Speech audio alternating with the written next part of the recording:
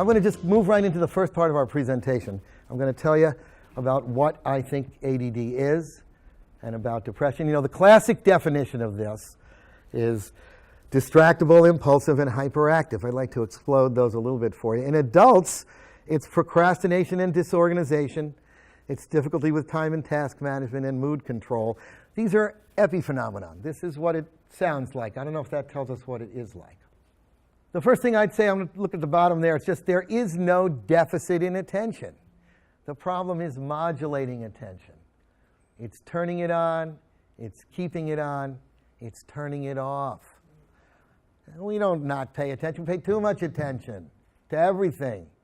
Okay. We prefer action over reflection. That's what we mean by hyperactivity. We need to be doing a lot of things. We need high levels of stimulation to be comfortable. If I take 100 people and I give them instructions for a treasure hunt, the first 10 people to run out of the building, they're the guys with ADD. People who'd rather be doing something. They want to be doing something. And you know, everybody with ADD is hyperactive, but some don't look it.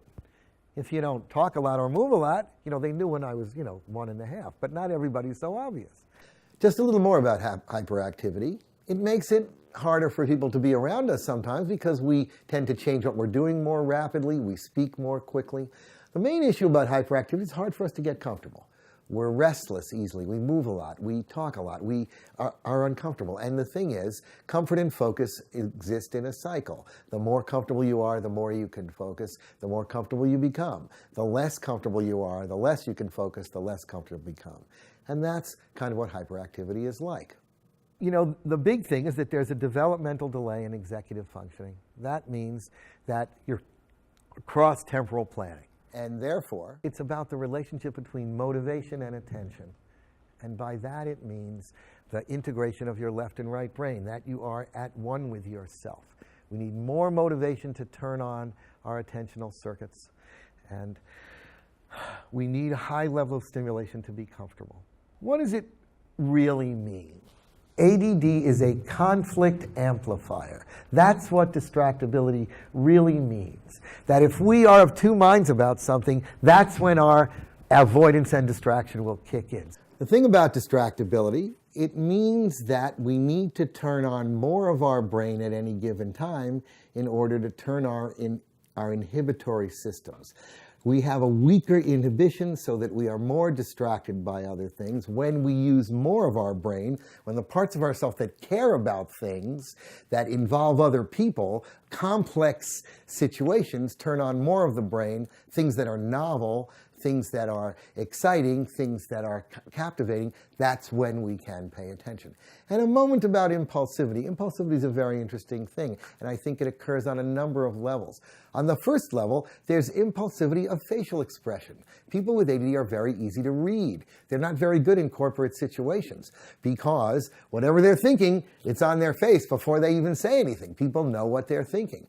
In addition, there's impulsivity in speech, so that you interrupt people, you get an idea, you maybe take over the conversation. Then there's impulsivity in action, and this can take place in large-scale decisions, so that people with ADD often have many careers, many schools, many relationships.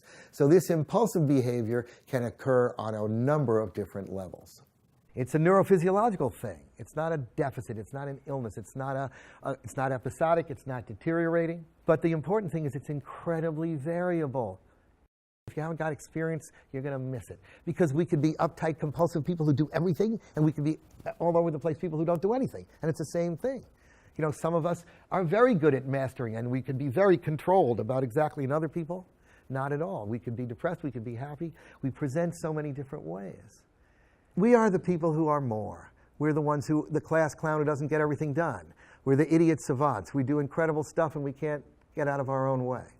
We're the people who are, everybody admires us sometimes, and sometimes they'll look down on us. We can be incredibly variable. In the same family, some people can master their motivation and their attention. So many fall into drugs and sex or alcohol or other addictions because they're soothing the pain of not liking yourself, which is what happens to us. We are often yelled at. Sit down, shut up, don't do this, don't do that. You should have done this, you promised me this, you said that time you were going to do it. We don't like ourselves, and we struggle with it. We're people pleasers. We want everybody to like us. We can't decide what to focus on first because somebody might be mad at us. We have thin skin. We're raw. We try so hard. We are people who are loyal to our friends to a fault. When we finally feel understood, we can't forget it. We're some of the best people. We do all the most interesting things. But we suffer too. We don't understand ourselves. It's hard to find help. Very hard. Very, very hard. People get the wrong medicines all the time. Does this really tell us what ADD is all about? I'd like to add a few more points that I've discussed over the years. ADD is about time. It's about time, timing, and timeliness. That's what Russell Barkley says. It's about your relationship with time.